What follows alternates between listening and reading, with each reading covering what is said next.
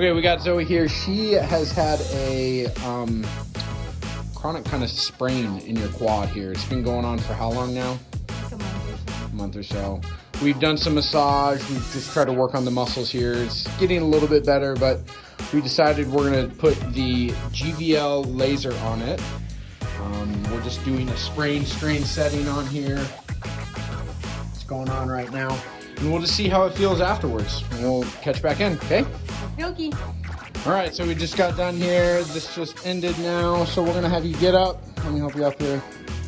And then we're gonna do a lunge. See how that feels, because that's usually what hurts the most. Lunge.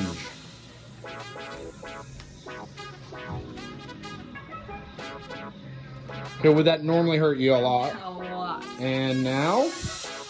Good. I didn't really feel it at all. A little? Just a little. Okay. Normally it's like... Yeah. Because you just restrained it a little bit yesterday, right? That's phenomenal. Woohoo! GVL!